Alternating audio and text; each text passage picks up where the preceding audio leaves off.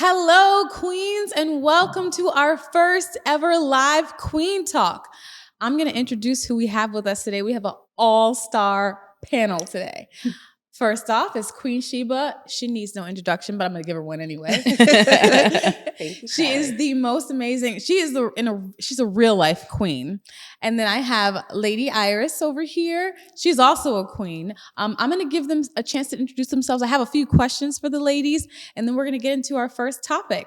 How are you ladies doing today? Doing well. Thanks for asking. I'm good. Thank you for being here. They have traveled from afar. Some have taken cars. Some have taken planes. Some have walked. That was me. Wait a minute, who's walking? I walked. Just downstairs. So, I do have a few questions. How far did you travel from? I traveled probably a little bit over 300 miles. 300 miles Yeah. to be here today. Yeah. So you can go ahead and click and like and subscribe because that's all you got to do. To travel 300 miles. What about you, Lady Iris? I hail from the East Coast. Shout out to the East Coast, all those that are watching, from the Sunshine State. So I'm excited to be here. And I'm excited for you to be here too. Thank you. We have a lot of great topics to go over today. And I have some beautiful and intelligent women. So I am giving you guys a thrill of a lifetime. I have beautiful women for you to look at, and you get to hear beautiful things coming out of their mouths. So I have written something. I would like to go ahead and read this, and then we're going to jump into the first topic. All right. So, ladies, as you know, being women in today's time is no easy feat. We find ourselves being stretched and pulled in every direction. Wife, mother, working woman, caretaker, nanny, chauffeur, maid, errand runner. Need I go on? Okay. You get the point, Counselor, right? therapist. Yes. There is sometimes so much expected of us. And along with that, we're expected to do this with poise, grace, elegance, and style. And always with a smile. So, and for some, we have to make sure we're extra feminine to do it, right? Oh, yeah. You have to be. Okay, so for segment 1, I would like to talk about self. I want to talk about the purpose of a woman. Because it's important to know the purpose of something for you to be able to operate properly in your nature. Mm-hmm. So, first question. Why are women powerful, in your opinion? And if you could give me an example of a powerful woman in your life that you've experienced, what that looks like to you. Who's going first? Who's going first? Should I call names? I think Iris looks like she's ready. Okay. She does. Yeah. I saw that twinkle in your eye. Yeah. That I'm You ready look prepared. twinkle. That's what it was, the twinkle line. If I'm just going over the question again. Why are women powerful? Why are women powerful?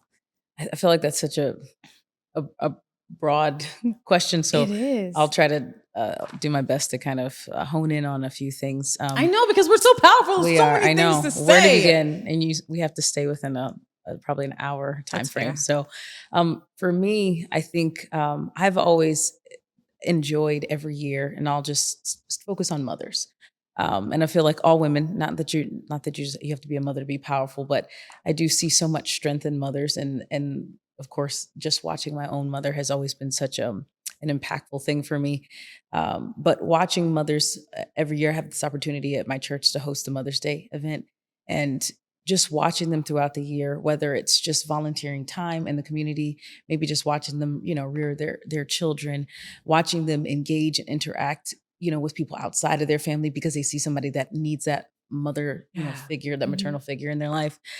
Just seeing so many things that they can balance and juggle. And like you said, still have to be present in the moment because there's people that need them. There's people that are drawing from them. And just looking at you two ladies, from what I hear, you guys are both mothers also. So just seeing what you guys are doing just to be here today, what you've sacrificed, how you have to maybe put some things on the shelf to be present because there's other women that need your voice right now. They need that encouragement. So to me, it's so powerful that you guys can be present, but then probably in the back of your mind, you're still thinking of every other detail that you have to accomplish in that one day, to make sure other worlds are going on around you, to make sure their lives are full. And to me, that's so powerful, impactful to see that take place. And it inspires me because one day when I become a mother, I'm watching you guys for cues and tips and what they say, life hacks in this generation. So I'm prepared to help keep other people's worlds going, while still being present, which is not easy. She got me over here blushing. Right? It's true. So true. And I love what you said, being present for other people, because a lot of people don't realize that even if you're not a mother yourself, there are people out there that still need that motherly touch. They don't have that. So it's like maybe you don't have a child right now because you're meant to give to someone else that doesn't have a motherly figure, because there's a lot of absent mothers Yes. in the home these days. There So, but I love that. And it almost makes you think outside of yourself. It's like, I don't feel like it, but you know what? I got to do it anyway because they're expecting from me. I have to be able to pour into them. And when someone comes expecting, you don't want to leave them empty handed. So I like that. That was fun. And you said that you wanted an example. I'll have to give two because I have to give honor to two mothers, or just say women. They happen to be in the role of a mother also. But my mother, I feel like she's just watching. You know, when you're a teenager, and sometimes you have those moments with your mom where you have those moments where you clash and you don't see eye to eye. But when you grow up, you see, man, she had so much that she was investing in me at the moment, and I didn't see her wisdom and her brilliance in that time frame because I thought I knew it all. And then when you look back, you cherish those moments and you appreciate what she poured into you. So watching my mom, she's very quiet, she's meek, she's mild. She has such an inner strength, and just watching her, lose my father and her mother in the same year. And like I said, still be present for us. Where other people, and I'm not saying men are not strong, and I'm not saying they wouldn't be present, but I do see how mothers still, like I said, they have to keep so many things balanced in other people's lives. So I'm sure, I know she's grieving, but she knows that her siblings need her right now. Okay. Because they lost their parent and she's the oldest sibling.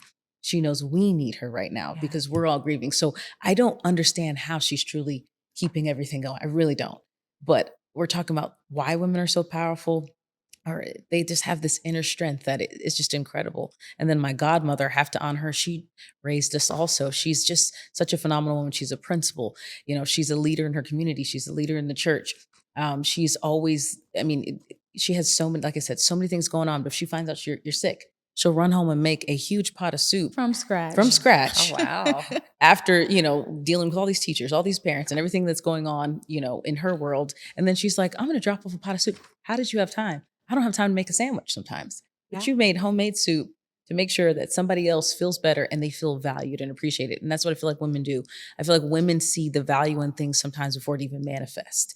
Like mothers see the brilliance in their children before we even know who we are. And they help to cultivate that. And to me, that is powerful. Not only, why are women powerful? Because they see the beauty in something else and they empower that individual. And to me, that is important. Like you're always sacrificing yourself because you see what's coming. And to me, that's something I like to honor. Nice. I feel like we're going to get some tears today with the way this conversation is going. What about you, Queen Sheba? Why do you believe women are powerful? Oh, because I know you believe that. Oh, absolutely. Absolutely. It's like your life mission to empower women. That's what I advocate. Okay. I would probably say advocate good word. for women. I agree. I like that. Why are women powerful? I think it's a natural gift. And I think there's different shades and forms of power when we think about femininity. Woman, I think women are cultivators of life. Women can breathe life into anything. And I'm not just talking about birth. It's true. I'm talking about rooms, situations, relationships, conversations. So when we think about that power, I think we're like a living well where people can come if they're thirsty. You know what I'm saying? Well said. To quench that thirst. So that's a power that a woman brings to the table without having to say a word. Agreed. So when you think about power and you think about hurricanes, when I think of women, I think that's why they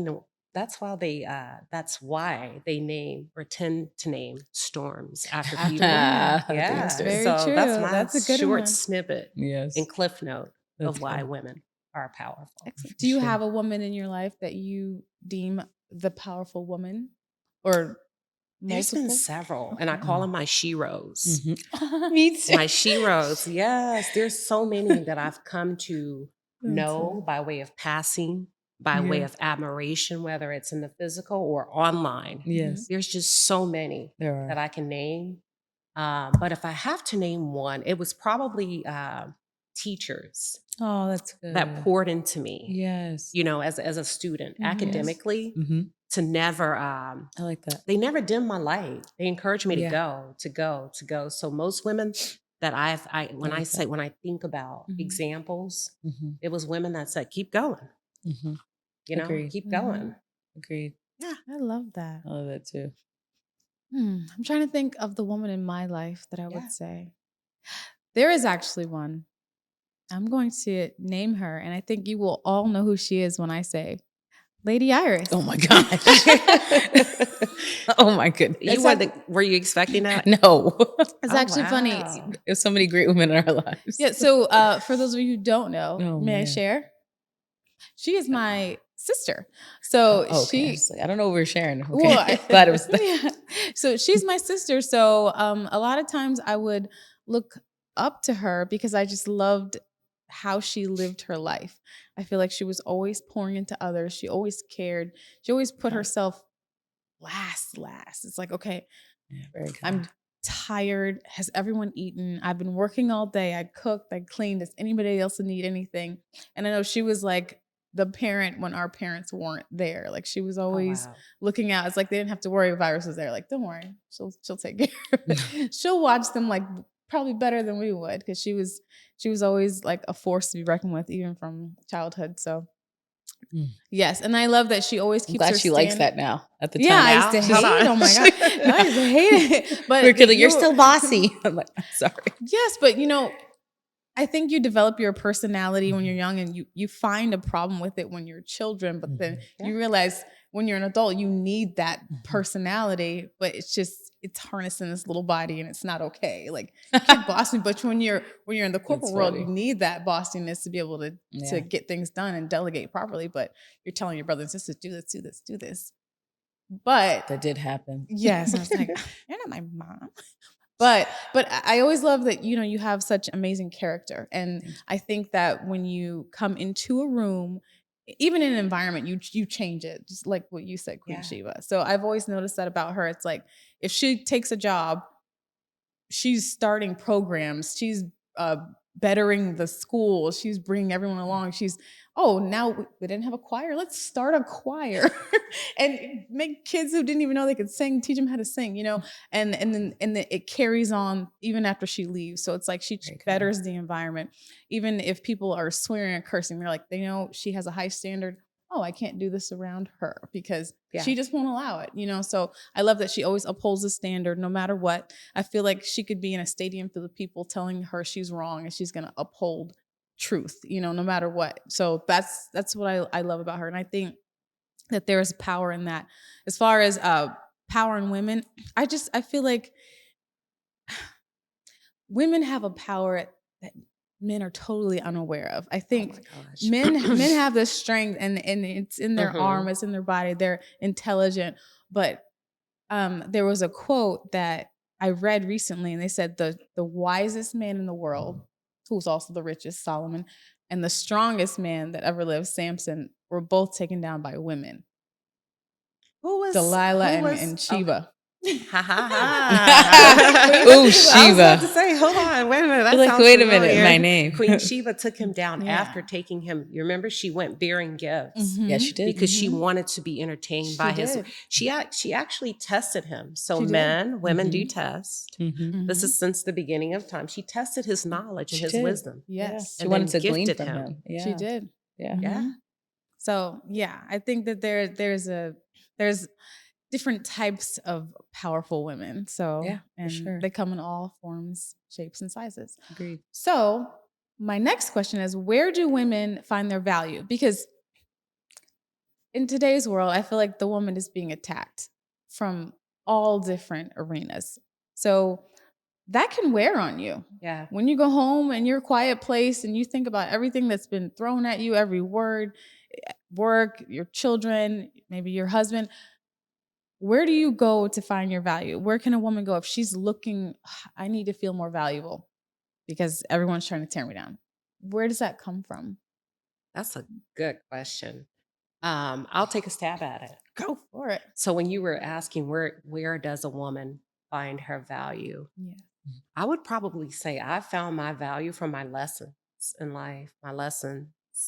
I've also found my value by way of my flaws, Okay. Good the call. things that I'm Yeah. not comfortable Yeah. with that has proven to be strengths, That's good. the things that people may have rejected. Mhm. And also, there's That's good. value in pain.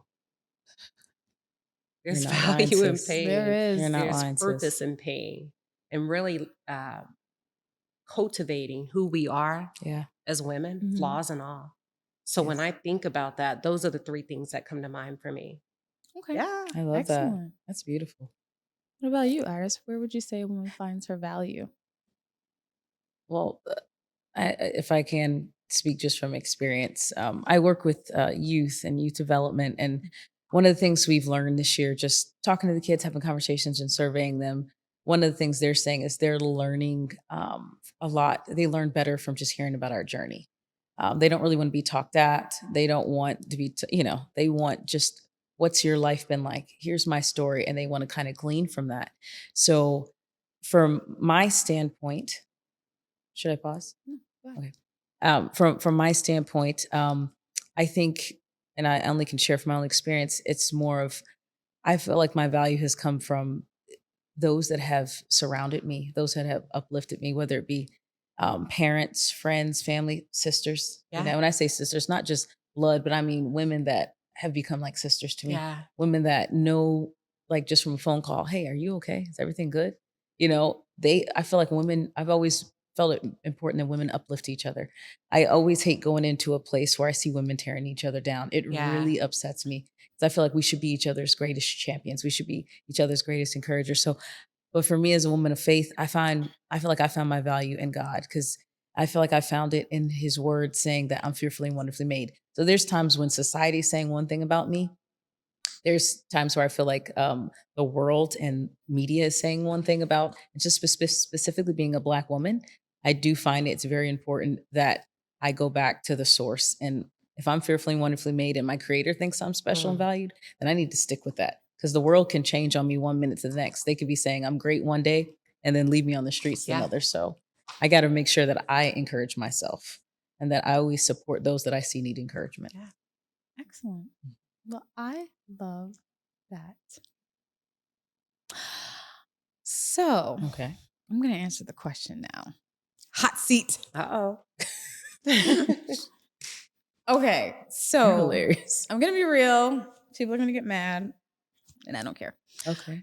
I have heard a lot in different spaces that a woman's value is attached to a man.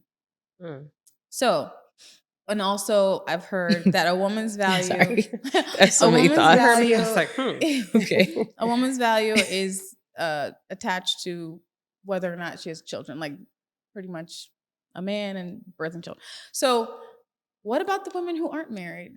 What about the women who don't have children? Are they just deemed valueless? The reason I don't like these particular points is because I feel like a woman finds her true value, and you said this already, is in her creator. And that's anything. I think the only thing that can place value on a thing is the person that created it. Mm-hmm. The iPhone. Why is it so expensive? Because the person that made it said, this is what I'm going to charge for it. Anything that has been created, the creator places that value on it. So I don't think people should look outside to get value from other people. I think they should first go to the creator and find out, what is my purpose from you? Why did you place me on this earth? And once you know your purpose, and once you know your value, and once you know that God created you from scratch, He knit you together in your mother's womb, then I think you know how valuable you are. That the person that created the heavens and the earth and everything in it took the time to just make you. So I think there's value in just knowing that. Like, to me, that's valuable just in itself. And even then just everything else. to add to that, just so people know that they're not a mistake. So sometimes when it does feel like the world is against you, because we all have those moments where it feels like, is everybody against me? And whether it's true or not, it could be, the way we're perceiving a moment. But sometimes I think it's important that you like you said, step back and just like, I was born for a reason. I have a purpose. Right. Like just sometimes, and I always tell my students, sometimes just smiling at somebody. Yes. Just literally a smile sometimes can be impactful. Yes. Just letting somebody know, like, I see you, I value you. or just taking time to listen. You don't know how just you being, again, present in a moment and being there for someone. You don't always have to have all the words. You don't have to have, a degree in, or several degrees in something to know that your presence matters. Your presence makes an impact in somebody's life. And I think sometimes you need to know that. I feel like that the movie The Wonderful Life is such a good example of that, how just you not being present in a situation, in a community, in a location, could have meant the difference between someone's life going wrong or right. You have no idea how much impact your presence has in somebody's life. I love that. I have to agree. you're Like, right. I'm listening to the both of you, Mhm. and a couple of words that came to me was be. I think a lot of women underestimate their value, and they Mhm. do too much. Mhm. A little Mhm. like what they say, you're being extra. Yeah. And if women could just become more comfortable with just being, Yes. you said that a lot of people feel like, well, the conversations today that are hosted on these platforms is Mhm. a woman's value Mhm. is attached to a man. I Mhm. disagree. Because when you find her, if you're looking for a wife, that's a value in and of itself. Mhm. She didn't become a wife because after she met you, Mhm. she was that. And that drew you to her. There you go. So I just want to debunk that theory. I in the love moment. the debunking Does that of make theories. sense? Yes. Yes, I'm in agreement with you. Sorry, fellas. No. Yeah. No, I completely agree. Sorry, fellas. That's And cute. then to piggyback off what you said, Mhm. as far as that smile, I watched a documentary where a few people that were contemplating suicide, Mhm. they said that they were looking, they just wanted one person to speak to them. One If one person smiled, and they were like, if no one did it, they were gonna go for it. But like if someone spoke and someone smiled, they're like, okay, my life is Yes. valuable. Someone Yes. spoke to me. So I do agree with that. Like Yeah. sometimes just look up. And I feel like we're Yeah. so into our phones these days. Everyone's looking down. People are actually shocked when you make eye contact now. They're like, Yeah. they're looking at me. Yeah. Oh, hi, I have hi. to It's, agree. it's so weird now. So everyone's here. Everyone's here. And Mhm. if you actually look people in the eyes, just test yourself. Go into a Walmart or a store or a mall and don't look down. Put your phone in your pocket and look up and look in people in the eyes. They're going to be shocked. Like, oh, they're looking at me. They're going to be like, Mhm. Avatar, I see you. I see you. Yeah, Yeah. and that's important. Mm-hmm. Yeah, and I think even just with my nephews, and with my students as a standard I have, I always tell them, I on this side I teach etiquette to students and college professionals, sorry, college students and professionals, and one of the things that I always try to encourage them is like when it comes to should I answer my phone or should I be present and talking to that person, the person that's in front of you, not that it devalues who's on your phone, but they should be the person that is, the first one that you're focused on. Mm-hmm. Why? Because obviously you had a meeting or you created this space for you guys to be in, so they should get your attention. Yeah. And I always tell kids the only time that you can break from this conversation we're having is if your mama calls, because I'm not upset nobody's mama. Mm-hmm. And if she calls, it's probably important. But other than that, I think it's very important that just our body language states to people that we value them. And the way I do that is I'll put my phone away. Or I'll say, let me finish this text or this email because it's for work or whatever. And I said, I want to give you my full attention. I'm letting you know that I'm saying that you're valuable enough that I'm going to stop everything else that this Yeah. world thinks this phone means. Because I And that want speaks to listen to you. It volumes. does. Just doing that speaks volumes. It's like, you actually care what I have to say? Because When that happens, I'll literally say, if somebody's on their phone, I'll say, I'll wait. Because I want them to know that the expectation is we're going to fully engage. We're going to give eye contact. We're going to have a discussion because I took my time out of my day for you. So I need that same respect back. So, and we're talking about, if we're talking about royalty and queen, I feel like one of the things that are important in like royal courts is making sure that you follow certain protocols. And to me, part of a conversation or the protocols of a conversation is that you fully engage and you be present. Because if not, you're wasting that person's time, and that's unfair. And if you don't value their time, then you should have never set up the meeting. Yeah. Have you ever talked to somebody on the phone or in person? Mm-hmm. No, actually on the phone. Mm-hmm. mm-hmm. And they'll go, "Are you there?"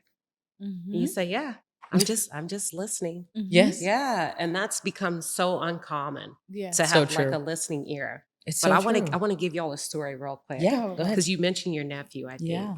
And it reminded me of something about my little niece. So Mhm. my little niece and my stepson, Mhm. they're really close in age, Mm-hmm. and they would come together for the summertime. So we were teaching them the importance of prayer. Oh, it's good. Right? Because it's important that kids have coping skills Right. outside of the parent. It's true. Right? They got to have something to go back on Yeah, I agree. when life comes at them. Because it's coming. It is. Yes, it It's is. coming. It is.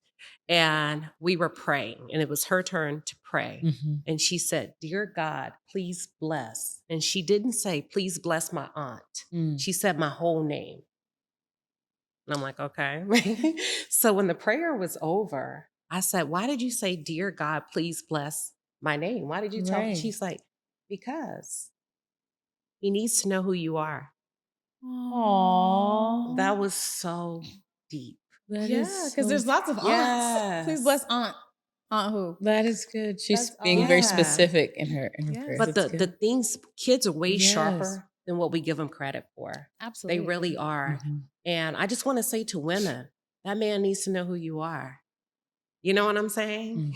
And a lot of times we tuck ourselves away. We do. Because we think that's what a man wants. Mhm. We do. But he needs to know who you are. Right. We do. And Yeah. I find that men often fall in love with like your quirky side, like the weird things about you that make you different from Yeah. every other woman. Yeah. And Agreed. those are things we try to hide and like let me pretend to be like everyone else. But Yeah. No. maybe he likes the goofy, dorky that you snort when you laugh or your freckles. that you try She's to not cover up. saying I snort. You see what she did? Example. She's like, An example. No, not you, but like, the fact people have freckles, they No, try to no, cover yeah. them. no, Like I'm maybe sorry. that's the thing that they yeah, like. Yeah. that's your blueprint.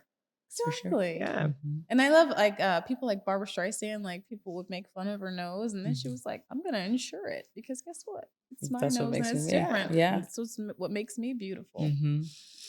and it's done her well so far. So, It has.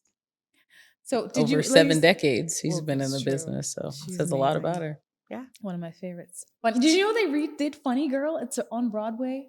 Is it? Yeah. Is it as good as Hold the on, what is original? it? Funny Girl. Barbara Streisand originally did it. Now it's on Broadway with the girl who sang "Let It Go." What's her name?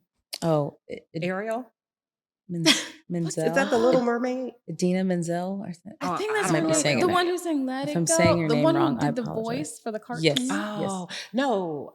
Oh, Chloe? I feel like she would do well. Chloe's sister? Oh, you're thinking of Little Mermaid, the live Okay, action. okay, see. Okay, So I'm completely out of touch. Idina Menzel or Mendel. That might be her. Again, I'm saying your Say it for the I'm because saying no your one name else wrong. knew the I name. You apologize. say it for the. What's her sister's name? But by she's the a way? Broadway There's- actress. She is. Mhm. Oh, okay. I don't know her sister's name actually. Chloe, Bailey. Chloe and Hallie. Chloe and Halle Bailey. Okay. Yeah, one of gotcha, them sings. One gotcha. of them is an actor. Or they both. Sing. No, they both They sing. both sing. They both Yeah. sing. My apologies. Yeah. Yeah. So, ladies, for the next question, it is a bit controversial. Okay. Oh. So prepare yourselves. I'm I afraid. have a clip that I would like to play, Oh, All right. and then I have a question to follow. whew. Okay. Okay. Using the term mother to birthing people. Black birthing people. Black birthing people. Black and indigenous birthing people. Is the administration's official policy to replace the term woman with birthing people? I was a little taken back when I just read it and saw it, that the term mother was gone in spots and it was replaced with birthing people. Again, if we're trying to be precise in the language that's used. Mom's a pretty good word. Everything that's worth living and dying for is under attack right now. This environment that has been created and corrupted and manipulated does not respect women, does not respect children, does not respect men. It cares nothing for family. If that is the society that we want to live in, then we need to see how crazy we are, really. The world is in the condition that it is in because of the disrespect of the woman. There's so much that we place around her because, as we are also taught, that when you teach a man, you are teaching an individual. When you teach a woman, you are teaching a nation. Every prophet came from the womb of a woman. Every intelligent, strong, powerful man and woman came from the womb of a woman. So that's why they have to attack mother and remove father, because before you can get to her, you have to get through him. Every wise nation has security, and the man is supposed to be that security. Can a woman secure too? Of course. Are there female warriors? Absolutely. However, because of her value, because a whole nation comes out of her, so you must be protected. And the man having that essential position by nature. So someone who knows that about you will do their best to make sure you are removed because there is a standard of conditioning that has to take place. Man, woman, child. If I want to get to that, I have to remove your protector because he is watching to make sure that everything that goes on in this environment is safe and secure. That's why they have to attack masculinity, because they know, damn, if there's real men around here, we can't really do what we want to do. And if there are real women, we for damn sure can't do what we want to do, because she's going to protect that child, he's going to protect that woman, and they both are going to protect society. So the question is, this is a controversial one. Is the woman, mother, female, under attack? And then you can refer to the video if you'd like. I feel like it's a loaded question. It is a loaded question. On so many levels. I wasn't trying to do a leading question. No, I asked it that way. I'm just saying, I say all that to say, I'm doing like a little study in Renaissance women in literature, and just some of the forums I'm on and the conversations that we're having. It's pretty interesting. Just if we're including like the manosphere and the thought process that they have, I think it's pretty interesting to see that even though we've made so many great strides throughout history, there's so many similarities that I see in the text and the writings. And I'll be honest, some of it's like plays in Old English, and I'm like, let me look at that word up because it's spelled differently than how we spell it now. But I say all that to say, like, if you look at the Virgin Queen, Queen Elizabeth, they said that she was just really brilliant in how she was able to like command the court and kind of gain the ear of the people. Like the people were in love with her, and she almost set things up. And I'm paraphrasing for all my historians out there. Okay, I know some people are going to fact check me, but I'm giving you the general idea. But for example, they said she was like all about, in a sense, pageantry. Like everything she did, she wanted to make sure like she kept the love of the people. And one of the questions that were kind of raised were, they were pretty much trying to say, did she really do a good job of championing for women, or was it just about self? And if we're kind of circling back to your initial question about like powerful women or impactful women, I raised the point that I believe she was impactful. And I do believe, in a lot of the people that were in this conversation disagreed, and that's their business. I'm never against people's opinion. I like hearing different thought processes. But for me, I do think a woman that is placed in a position, even in this day, if we look at a woman in this day who's put in a lead role, she is under the microscope.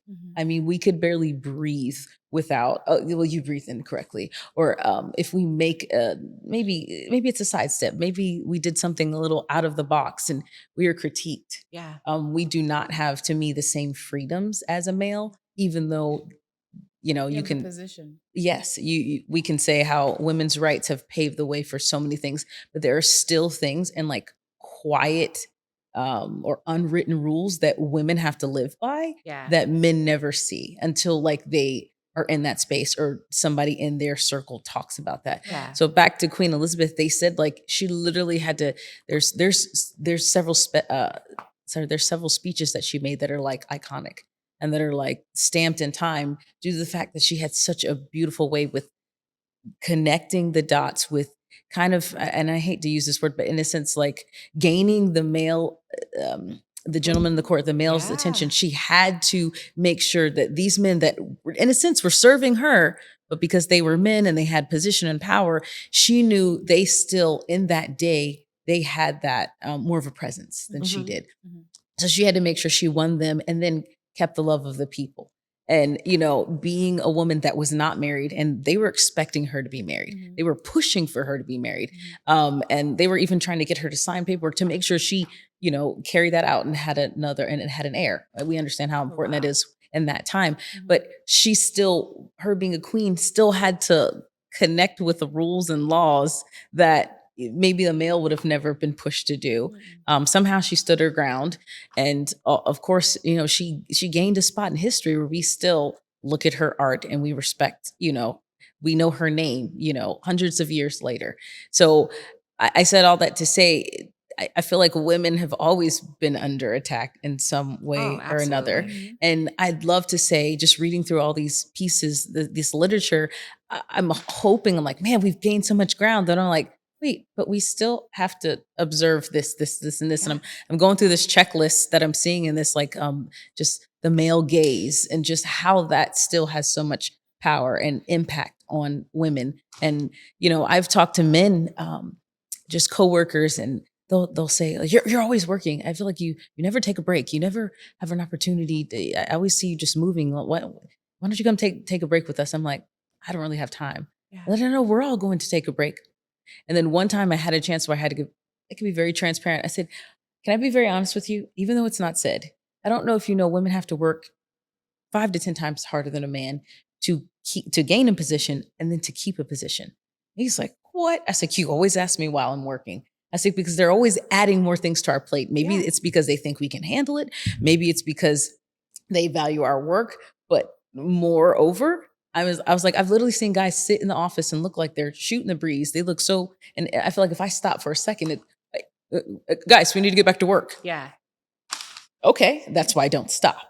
Because if I even take a break or I breathe incorrectly, they're watching everything that we do as women.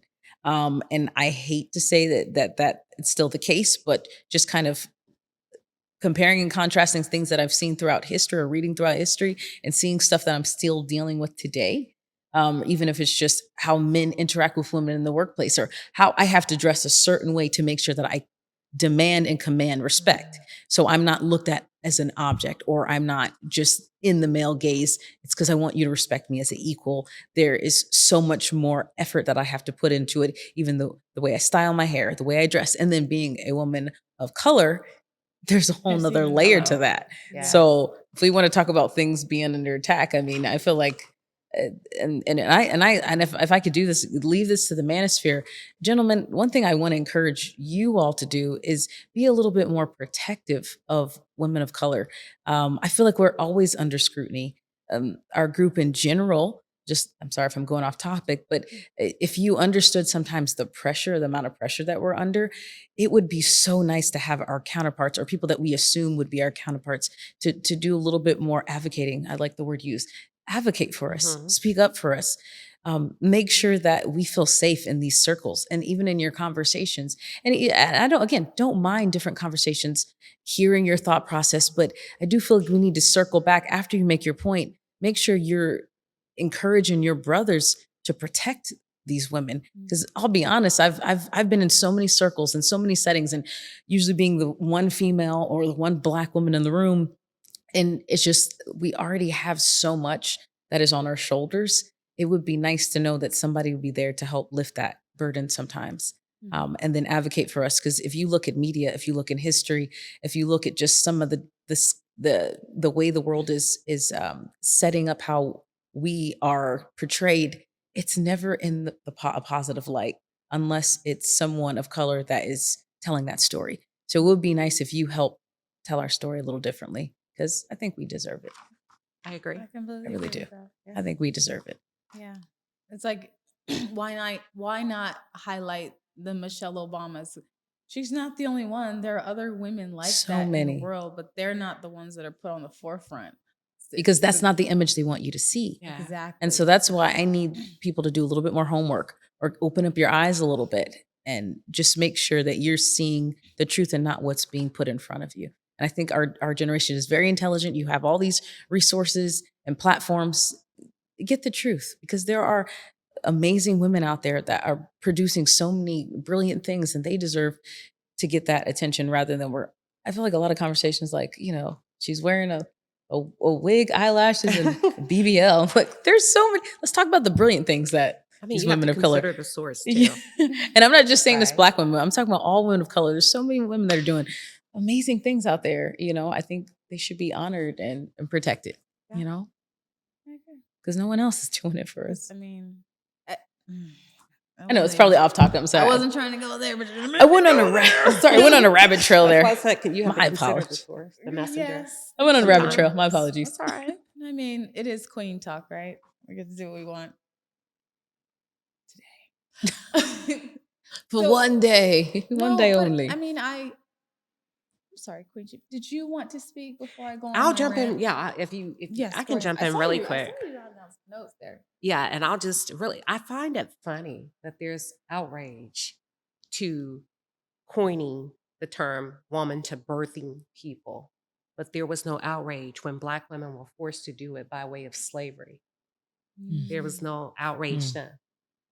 So now that it's going to be applied to all women, we have to stop this. So there were birthing people before there were Literally. birthing people when we think about it. And I'm not trying to be controversial, No, but this if we're was- talking queen talk, we have to Yeah. consider the historical context For sure. of different demographics of women, Yeah. and a lack of rights. Mhm. And I think the first thing I'm thinking is, what is the agenda? Mm-hmm. Right? Agreed. Is it to breed women like you would breed animals? Because that's what I'm picking up. And that doesn't mean I'm right, but that's what I'm picking up. Isn't The there a show second about thing that? is Yeah, the Handmaid's the Tale. Handmaid's Tale. I have Yes. that written down. Is that what we're Yes. moving to? Oh, that's Yes. scary. And I just think we have to be very careful. Oh, you're scaring me now. Because it seems as if the goal is to de-identify you as a woman. And now you become a system, an operation by way of me getting what I need from you, which is a legacy. But I do not have to commit to you anymore emotionally. That's scary. I can do what I came to do. Mhm. I need you to birth my person, Mm-hmm. and I'm done with you. So Yes. is that what I don't know. Like when Yeah. I'm thinking about this, I think we have to wake up and pay attention and begin to have more in-depth conversations, right? Regarding the ways of the world. Mm-hmm. I agree. We're so stuck on relationships. It's like we are allowing our relationship, our nuclear families, to be completely disintegrated. Yeah. That was actually segment 3, but we can talk about it. No, it's a lot. It's a lot to swallow. It's a hard pill to swallow when you really listen to that clip. It's like, okay, hold up, wait a minute, ladies. And instead of being divided, you may want to think about coming together. Yeah. The fact that you said Handmaid's Tale, that's scary, because that's how it started. They took away their rights. They took away their bank accounts. It was like one thing after another. Like they wouldn't let them drive. So a woman tried to go to the bank. Her card was just declined. She didn't have access to any of her money. Oh my gosh. And then all of a sudden they made the women, for all of you who haven't seen Handmaid's Tale, they made the women who could still have children become like A handmaid and almost like a concubine to the wealthy. So and then if you had very good domestic skills, you became a Martha, where you took care of the home. And those that cannot give birth biologically, you were sent to the labor camps to do the hard work. Interesting. Absolutely. I haven't seen the series so yet. and then like they separated them from their families, their homes. Like some people tried to escape and go to like Canada. Yeah. But if you didn't make it, you got taken into the system. Oh wow. And you had no more rights. Like it was gone. Yeah. It almost seems like they went back in time, because I mean, and that I think that's the most interesting thing that I feel like women in general need to look at. I think we owe it to the women that fought so hard to make sure that we received equal rights as men, that we have to keep that conversation going. We have to make sure we're doing our part in our generation to make sure that women continue to have those same rights. And we have to make sure we're being the voice in this generation, so the girls that are coming after this, they have similar rights, or we'll begin to digress. And I think that's one of the biggest things that concern me about the Black community, is that we know just 50 years ago, there was such a group of people that were so brave. And I know it of course it goes all the way back to slavery and beyond. But I'm just saying, I feel like my parents came out of the generation, just being able to hear their conversation, my grandparents, just what they sacrificed so we could just go to school with, people of all races, that we could just have an opportunity, to have similar jobs, and just have that equal ground. And I feel like we've digressed, and instead of us taking, and I'm not saying all of us, but taking some of these beautiful platforms that we've received, we're making TikToks and twerking, and there's nothing wrong with making TikToks. I'm just saying, make sure we're putting that same energy to keep that legacy alive that people sacrifice so much about. Nothing against TikTok, nothing against dancing, but just making sure that we're not losing ground as a people. We're not losing ground as women. We're making sure that we're honoring those that went before us But and their don't you sacrifice. think that's the point of social media? Like that was the underlying con. Let's make it all about me. And now you're not thinking about yourself. You're thinking about yourself only. You're not thinking about your family, your community anymore. The whole point.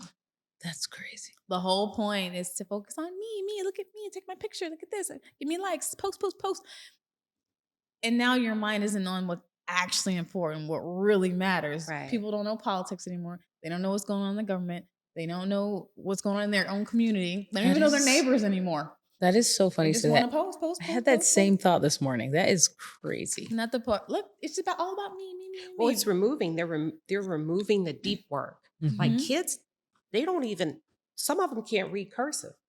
No, they can't. You're Encyclopedias. So that deep work that we have to do, deep work is Mhm. productive. Yeah, it And is. it produces positive outcome and profit. absolutely. So if I give you a It device, makes you think. It makes your brain Mhm. develop and function Mhm. better. Like how didn't have a phone. We used to make up games. Yeah, you How had to many think. games did you make up when you were a kid? Like You become more innovative, more creative Mhm. because you're forced to. You're Mhm. operating at a higher level That's Mhm. true. intellectually. Yeah. And now we don't see that. And Yeah. what'd you say? They look at me. It's gone from look at me to look at my body.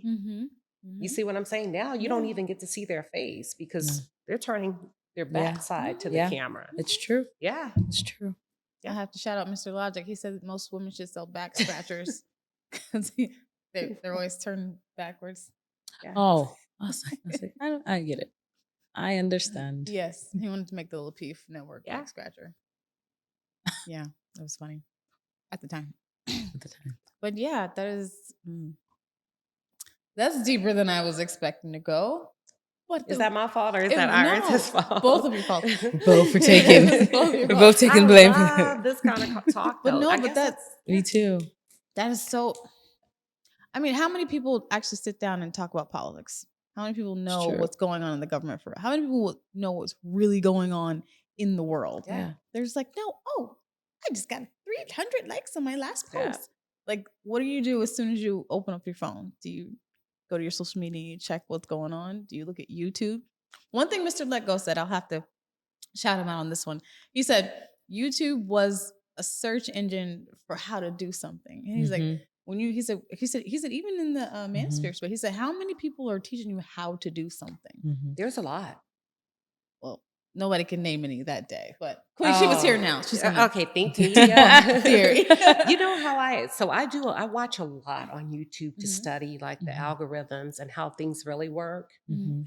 And one guy described YouTube as the ocean, Mm. and your channel is a pea in the ocean. Mm. No matter how many subscribers you have, Interesting. no matter how much money you're making.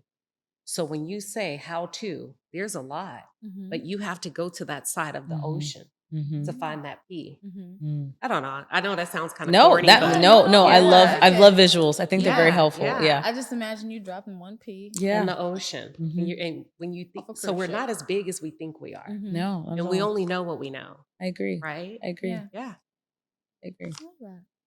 Well, thank you for tuning in to Shayna Kelly's controversial topic.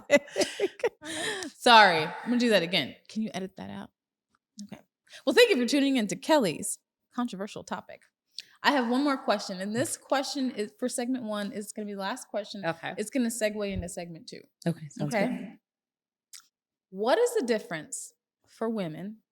Because I know we hear this said a lot. I don't need a man, but I want a man. So my question is, what is the difference between wanting a man and needing a man? Are we answering it now or are we going to wait? We're going to answer that now, and Okay. then that goes into segment 2, where we talk about. So we talked about self, and then I want to talk about wife. That role relationships. for a woman. Mhm. Okay. All right. You want to start? Wanting versus needing. Sean, we'll let you start off this time. Yeah. You haven't Yes, started ma'am. off one, so yeah, I'm gonna let But you go I'm ahead. the question asker. Okay, I'll go. The difference between wanting versus needing. So, I actually was one of the women that used to say I didn't need a man when I started gaining success and I finished school and I bought my own home, and I was like, you know what? I don't really need a man because I have all this stuff. And I was listening to Miles Monroe a couple days ago, and he was talking about back in like your grandparents' time how a husband and a wife were reliant on each other, like, and they gained respect for each other because they knew their roles, and they were forced to play them. And a lot of times, the woman would be like, you know, I'm gonna leave, and he'd be like, well, where are you gonna go? Because there was nowhere to go because she had no money. She took care of the home, and he made the money, and she respected him for going out, making the money to provide, and he respected her for staying home, taking care of the kids in the home. That was something he didn't have to worry about. Right. So there was a mutual understanding. But now women don't have to rely on a man for those particular things anymore because they can go in the workforce and make their own money. Right. So the need isn't there anymore. Okay. But when I own my own home and I realized that, oh, you have to do things like cut the grass and climb in the attic and get rodents out of it. And oh, my gutter broke. I have to climb on a hurricane came. I have to cut these trees. You know what? I need a man. So you need a man or a landscape? I need a man. No. I did something funny. It was a joke, but people took it really seriously. I put out husband applications after that. She did. I did. Did she really? She made our grandma very upset with that. I don't know why she did not like that. I gotta hear more about this. Yeah, I literally she did a video. not like I was that. Like, listen, What? Oh my gosh. Just went through a hurricane and I had to cut all these limbs out. I don't want to do this anymore. So I am putting out a husband application. I am in need of a husband because I can't do it. But I think there's this author. Her name is Michelle McKinney Hammond. Oh my God, I read her book. She's It's called something. The Proverbs 31 Man. Yep, that's it. Finding the Proverbs 31 woman. Oh yeah, yes. She has like 20 books. She does. You could get lost in her books. They're so good. But there's one thing she said, and it really rang true to me. She said, women, they can be strong on their own. They can be powerful on their own. But why should we have to? She said, and she gave the example of a woman going on an airplane. She's like, you could go on the airplane. You could take your bag and you could put it down, open it up, and you could hoist it up and lift it up yourself. But she said, why? When there's a big, strong man right beside you that is willing to do it.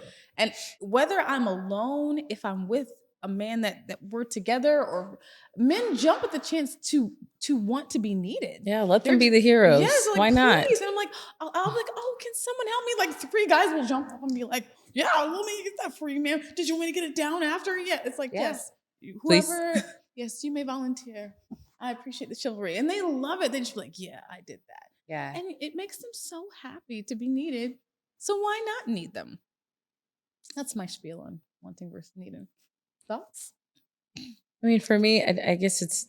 And you're more than welcome to go against me. I don't. No. I don't have like an opposing idea. It's more. I'm just thinking from my thought process. I think for me, it's seasons that you go through, and I think when you're younger, you want it because you're seeing this. It's fairy like tale you're seeing it princess. Marketed to you from childhood. The girl finds her prince, or the male's the hero, and he's going to save you from whatever concern or issue that you're going through, or some obstacle. And then you're seeing your friends dating, or you go through that season where you see your friends are getting married or they're having kids. So you want that piece in your life because like this is what's being presented, and some of it's beautiful. Nothing against that. But then I do think, you said you built yourself up to a certain level. You had, you already went through school, you had your home, this, that, and the other.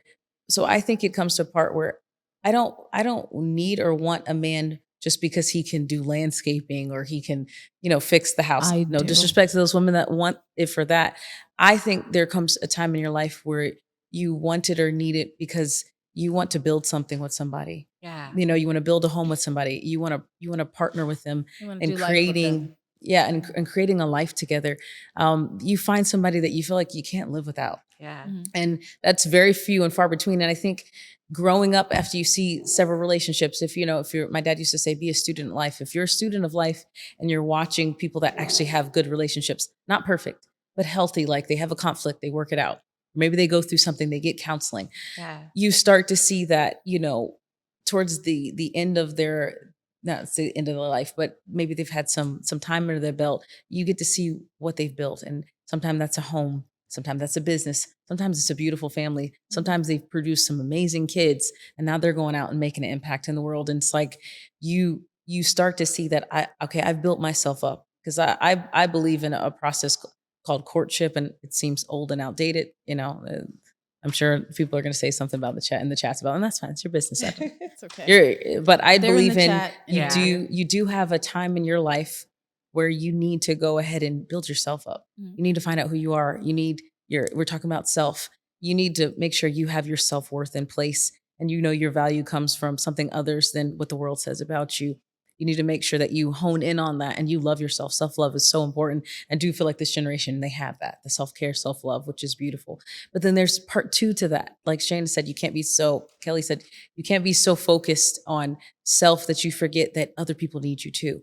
So, there's people in your world. Sometimes that's your friend group. That's maybe nieces or nephews. Maybe that's an associate that might just need your encouragement that day. So, building relationships. And then here's that practice for when you have the relationship that you're like, here's this individual that I can see building a life with. And that's a beautiful thing. If you decide to be single your whole life, that's your business. But if you do desire marriage one day and a long lasting relationship, I do feel like it's not needing or wanting a man, but just seeing the value in somebody else and how you guys can connect and build something beautiful together. I think that's so important too. And and I always make this joke, I know that a guy might be worth my time and this might seem, I have 2 ways to do this. If I could love them if something ever happened to them, because you never know what life's going to happen. Like our father had a stroke, a hemorrhagic one, which is very severe. And, I've heard people leaving their significant others when they find out they have cancer, or if they get into, if they have a serious medical condition. But my mom was by his side, and, he lived for 11 more years, and then we found out he had cancer. She never left him. She literally was there till his deathbed, to the day he died. She was there. So she literally took the for better, for worse. So I think one of the things that I think this generation needs to look at is there's some very beautiful women and men out there, and nothing against beautiful people, but making sure that we're developing on the inside too. So when you go to marry that person, you want that long lasting relationship, choose someone that's going to be with you to the very end. Choose someone that's going to honor those vows, to death do us part, because the ones that I see do that, and I'm not saying it's easy. I've got to watch people that have very healthy relationships, and they go through some trials, but seeing what they produce is something that I admire and I honor. But more importantly, going back to your question again, rabbit trails. No, it's like you tied all 4 questions into Okay. this. Like, it's like you're doing the wrap up. Yeah. So sorry about the rabbit trail, but I do think it's very important that we don't look at it like I don't need a man, or I need a man. Listen, I know that was really cute in the 90s, but I feel like this generation's understanding, like, we need each other. Yes. People need people. Mhm. If COVID taught us anything, being separate and being isolated is not healthy. So we need each other. You need friends. You need a circle of people. You need brothers or sisters or people that surround you, people that are going to uplift you when you're down. If you've ever lost somebody that you love, you're going to need that community. You're going to need people that can help pick you up. You're going to need that person or that significant other to help walk you through those moments where, you're crying your eyes out, and you don't remember your name because you lost one of the most important people in your life. So I say all this to say, to you all, I think it's important to understand your strengths, understand your weaknesses, but to also understand that there's other people that have strengths and weaknesses that can partner with you, and they can uplift you when you're down. Because guess what? The life's not perfect, and you're not going to always be the strong one. I'll just figure out you're not. Okay, you're not gonna make me cry now. I'm sorry. Right, I was like, dang, I should have brought tissue box. Yes, I felt that. That was real. That was beautiful. We need each other. Mhm. We do. Yeah. I We do. told you, get that husband application out there.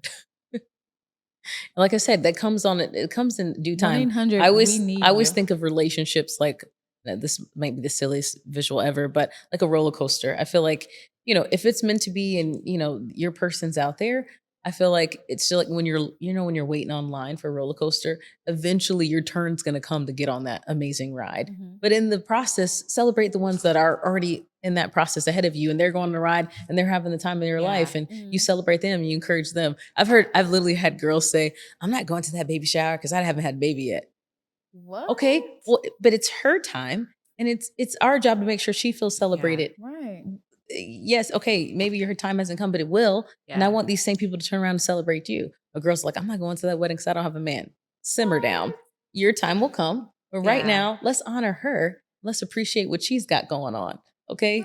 Because I feel like in life, like if you're out there supporting and encouraging people, I feel like God watches that, and He's watching to see how you respond to things. And when it's your turn, you want these people to turn around and celebrate you. And what if people pour that energy back into you where nobody wants to come to yours because they Come haven't on. gotten Like, theirs out? like you didn't come to mine. You have no one at your wedding. Not already. You have no one at your That is terrible. Queen Sheba, did you have anything to add? Since you guys made me go I'm first. torn. I am so torn on this one. And okay, here I go. Whoa, here she comes. Y'all know how I do. I gotta be controversial. Hey, go ahead. Whoa, here she comes. She's a what? She's a man eater. Oh, yeah. So I gotta keep it real. Okay, yeah, I'm go ahead. torn. I am so torn on this one. Well, share. Okay, I see it from both. I see it from both sides of the coin. The coin. Do it. I don't want women to need a man. I want them to want one. And I don't want them to need a man. I don't want them to want a man. I want them to want a husband. See, okay, here she goes. No, tell me why. Let's go. Here she goes. Let's go. I feel like we teach, I think we instill that into little girls as early as age 2. Here's your baby. Change your baby. Your baby's hungry. Strollers. So they grow up not knowing any different. I'm not saying that's a positive. I'm not saying that's a negative. But I'm saying we restrict them when we give that over to them at such a young age. You're gonna be a mommy. So you are like teaching her from an early age, this is what you need in order to be fulfilled and or be complete. And I'm married. So and that may not happen. To her and for her. It's true. And then what? So that's the opposite side of the coin. Now what do you tell her? It's true. Now how do you support her when life happens and she hits what they call the wall? She doesn't have children. The wall, by the way? Something. Actually, I don't know. Maybe in a chat they can tell us what's the wall. Comment below. Tell us what the wall is. I've heard it so many times. I'm thinking the Great Wall of China. No, it's not that. Okay. So now she doesn't get that. And she's saying, I'm not going to this baby shower because I don't have a baby. I'm not going to this wedding because I don't have a man. Because all we did was push the need and not the want and give her the skills to be able to adapt to both. So when I think about wanting, you may have an apartment, but you want a house. So you're going to work towards acquiring a home. Does that make sense? Yes. So when I think about women that should want a man as opposed to needing a man, I think with the want, she recognizes there's work to be done on her end. I think with the need, there comes a level of expectation. He should do this. He should do that. And I'm just a girl. And that's all I have to be. That's and I'm a just good a pretty call. face, and that's all I have to be. That's a good call. I don't know. I mean, no, that's a good. I think that's a healthy point. I really do. And I think women. I mean, I know some do like. I think Shayna says the term is "I'm a kept woman." I do think it's nice that you have a man that's providing for you, but I do think you need to make sure you're not losing your identity in that. Yes, it's nice that the man's providing, but you still have gifts and a purpose and things that are more than just your beautiful face. Like that's cool. I think that's the frosting. But then there's a delicious cake that's there too. You know what I mean? There's so many layers to you. I need to make sure I want to say women, make sure you don't forget about who you are and what you have to offer this world. And so be grateful for the man who's provided for you. Or a parfait. What? Is she a cake or a parfait? I don't know. You said layers. Oh, I started off with cake and the frosting, so I guess cake. Oh, so it's a layered cake. Yes, layered cake. It's one of those like boss cake. So what should a woman do? Like if a man is financially capable of taking care of her, is that all? Is that her role? I think if you are a kept woman, there are certain expectations, and I think the man kind of sets the rules on that. He's the But if sole it's a provider. partnership, then I think you both set the rules. Is it looked at as a partnership Never. if he's I think the that should be the sole provider? conversation. I think that should be a That's true. conversation. I can't tell couples how to think and how that's going to go for them. But But most times, I don't think that works out well for women because they get traded in. You see a lot of Ooh. stories of trading them in like baseball cards. Oh, that makes I me. want a new card. That and actually I'ma makes me trade you feel out. nauseous. Whether you agree or Yeah. disagree, you don't have a choice. Yeah. You know, and what can you say? You know, there was a movie. What's it with the Asian women? And they had their mothers. I and then know they told exactly. their The Joy story. Luck Club. Yes. Oh, that movie Oh makes my me God. cry. So That made good. Oh my Oh, god. that movie makes me cry. There Yes, was the so Joy so Luck well There Club. were done. so many different stories, but the one that Yes. angered me the most was the one where the guy. It was almost like she was the property, and he came home while she was there with another Yeah, woman, and he yeah, was just like, yeah. "What can you say? Like, I'm the man. I pay for everything. You're just Yeah. here." She's there taking care of his babies. Mhm. Isn't that the one where she? Yep. Well, let's not. Yeah. Yeah. But yeah, she was just That like, could be what am I triggering. what can I Yeah. do? She can't do anything. Nothing. So what? I mean, I don't know. I guess it just depends on But- what the woman wants. But that goes back to what you said, Queen Sheba. So we start them from birth in that conversation, like, here's a baby doll. You're meant to be a mom. I think one thing that my father did for us that I'm so grateful for, when you're younger, you don't know how much he was teaching us to be independent women. And not that we didn't, he always taught us honor, when you get married, you're going to honor and respect your husband. But he always taught us that it's a partnership. And I got to see that in them and how that worked. It was Yeah. very healthy. How my parents, at least from my point of view, how their marriage went. But my dad always, would always remind us, like, yes, he's like, I always want you guys to bring something to the table. He never wanted us to go there like, I'm a beautiful face and I hope a guy chooses me and I should be happy with that. He was like, I want pretty much you to be equals. So you bring something great to the table, he brings something great to the table, and it's a partnership. And, again, in my faith, we don't believe that like divorce is like the best option. Doesn't mean it doesn't happen.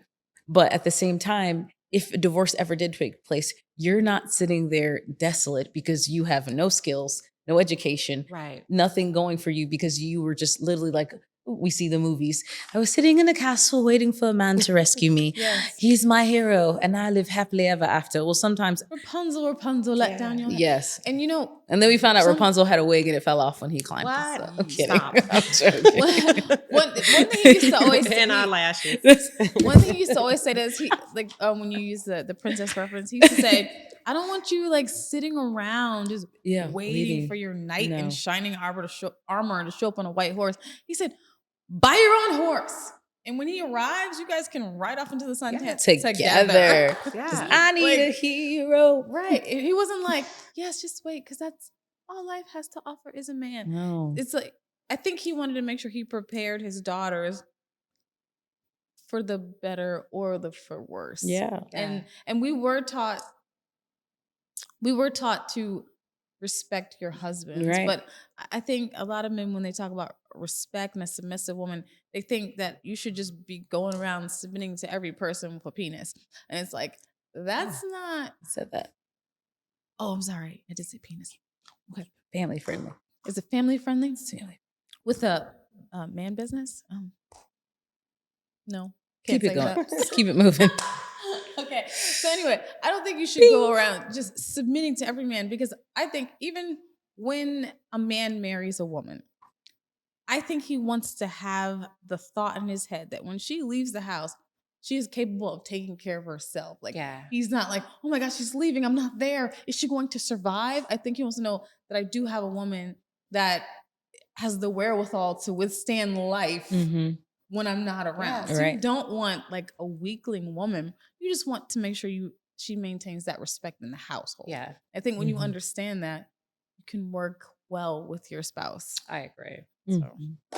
And my dad always said it really well. He said that he always felt like husband and wife, they were supposed to be equals. So if anything ever happened to one, that the other one would be able to step into that place and nothing would go missing in the home. And the craziest thing, if we're looking at just ideal of how like a woman would respond to a husband, my mom is very respectful, always respectful to my dad. We never even heard them argue.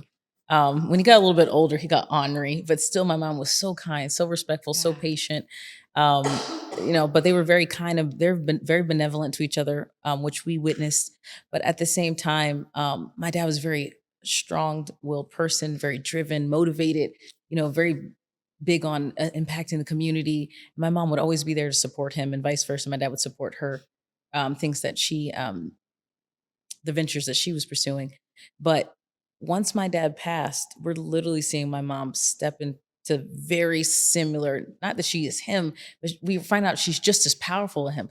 Powerful as him. She had this quiet strength that has become a little bit more like apparent, and she's a little bit more direct, and we're like, who is this woman? Yeah, it's always like been there. they say when people get married, the two become one, and it's like doesn't mean that your identity or your personalities change, but it's like you do glean from each other, and we're just seeing that if you're looking like let's say a basketball team, you do have starters, but then you do also have people that are sometimes on the team that are just as amazing as the ones that are out there on the role court. players. Yes. Yeah. So sometimes when they maybe get injured or they have to step down, you have somebody that's an equal that can go out there and play. And, so my dad always said he wanted us to find our equals or find somebody that had that potential, and one of the great things is like, again, just seeing my mom step into that position where she's the matriarch, she's the head of the house now, and just seeing her power, her strength, and we're just kind of blown away and taken aback that she was, I don't want to say she was playing a different role, but now that he's gone, she knows that she has to be a little bit more vocal in some situations, and we're seeing so much wisdom, so much strength, and we're like, he picked his equal. He really chose his equal, because now that he's gone, she's living up to it and exceeding his expectation. I tell her all the time. I was like, Mom, Dad would be so proud of you. He'd be so proud of you. I do think that term "help meet" is misunderstood. Because I do too. God said that your wife was supposed to be a helpmeet. And it's not good for men to be alone, so he created Eve for Adam. Yeah. But the way our Father used to explain helpmeet is like, just like you did with the team, like you have someone you can tag in that can, like if you tag the person in and you're like, oh snap, I can't handle this. Yeah. You want to tag that person, then they're going to be just as effective as you good are. Word, effective. Yeah. And I like the term equally yoked. It doesn't sound like that person can't pull the same weight as you. Yeah. They're equal good for call. a reason. Yeah. They didn't say go get a submissive yoke. They said get it equal. So let me ask you this, that you're saying that. Equally yoked, is that what you can pull or what you can bear? I'd say both. So yeah. Yeah, because they put the yoke on you and you guys are pulling that burden together. He actually, when I say it, I actually have a picture in my head, so maybe I should explain it. So it's two is it cows or oxen? Oxen. Yeah. Right. And they put like this like a piece of wood on them, and it saddles around them, and they're pulling it. So if they're not equally yoked, one is doing a lot more work than the other one. So they put two together that can bear the same weight, that can pull the same amount. Exactly. Pace the same, exactly. So there's one not like dragging the little weak one along. Right. They're like along with the burden, along with which the is burden. a lot.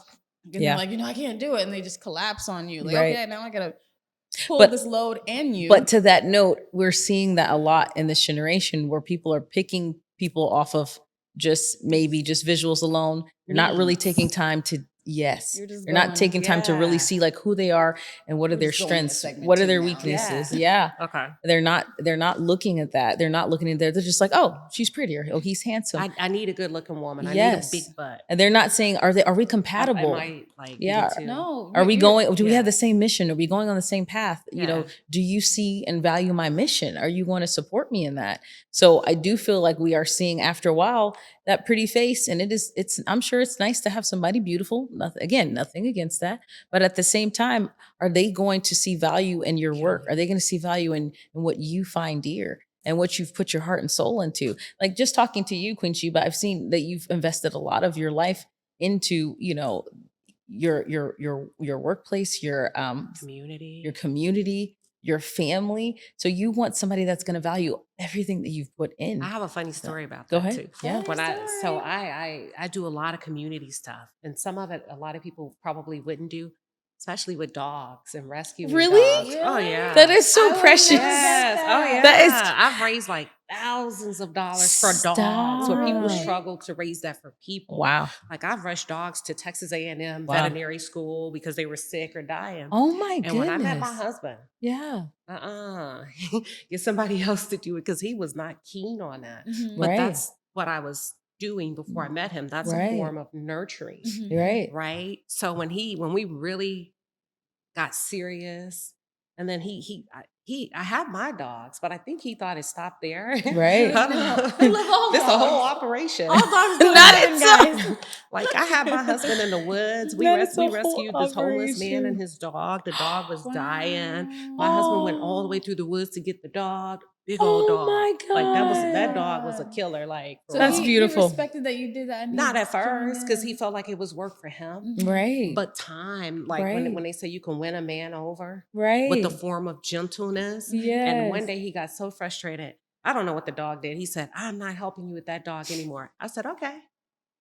And then a couple of weeks later, he was back helping the dog. But we get them shipped off to like Canada so that we rescue them Wow. and then work with the rescue organization. Wow. And they ship them off to Canada. It's like a 4-day drive. Wow. But I wanted to talk about, you talked about becoming one, Yeah. right? Yeah. As husband and wife. And real quick, I just wanted to say when we bought our home, Mhm. we were looking at a lot of homes, Mhm. right? Mhm. And some of the homes that we wanted would require 2 incomes. Mm. And I remember hearing Dave Ramsey say, Love Dave buy Ramsey. on 1 income I and not love Dave 2. Ramsey. Yes. And I remember that like when I was single and Yeah. I was like, well, let's buy as if we don't have each other's, you don't have a job, I don't. So God Mhm. forbid if something happens, Yeah.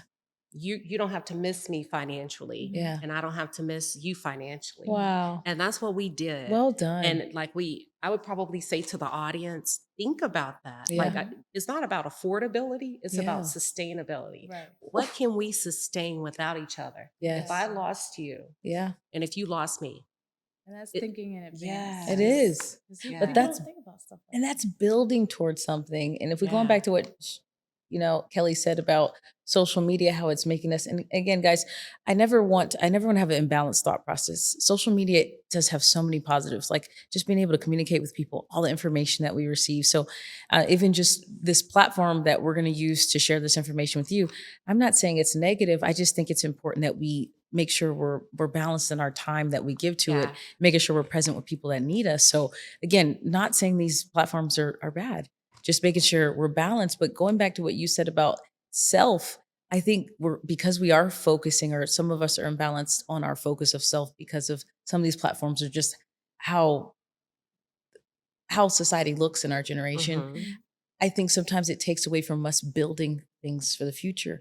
And if we're talking about historically speaking, that's what I think our ancestors and just those that our forefathers and people that came before us, they were thinking about the nation. They were thinking about building this Yeah. nation up, or even, our people were thinking about making a path for us. So they weren't so focused always on self, because they knew in that generation, they probably wouldn't see it. They had a hope that it was going to happen.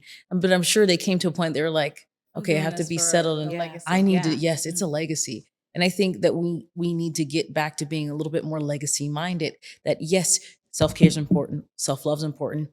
We need to focus on those aspects, but there's also a part of yourself that needs to start focusing on building and building for other people. Just like Queen Sheba was saying, that she was thinking about sustainability for her and her husband, or in her kids and who's to come. I think that's beautiful. You're not just building for yourself, but Yeah. like, who else needs what I'm doing? And just even in your platform, the conversation that you're saying, you don't know if years down the road, if somebody goes on your platform and that's a moment of motivation, Yeah. they needed to keep going. Mhm. You know what I mean? Like Dr. Miles Monroe, he's passed Oh, away, but yeah, he in was a one of plane my crash, dad's. right? Oh my God, he Yeah. would call him his mentor. He mentored him through his books, and just seeing how many people use his just little segments or clips from his sermons, or just some of his topics, and Yeah. it's inspiring so many people in our generation. But he's already gone, so you just don't. Again, talking about legacy, you never know what you're giving out right now, how that might motivate somebody in the future. I agree. It's so powerful, so poureful. I agree. It is. So yes to sustainability. I love that. Yeah, Good word. sustainability. Yes, What can and we advocate. sustain? Some of the words you're using, just Words are powerful to me. I love are. words. I'm a lover of words, and yeah, I love good the words. words. Yeah, like capture a whole moment.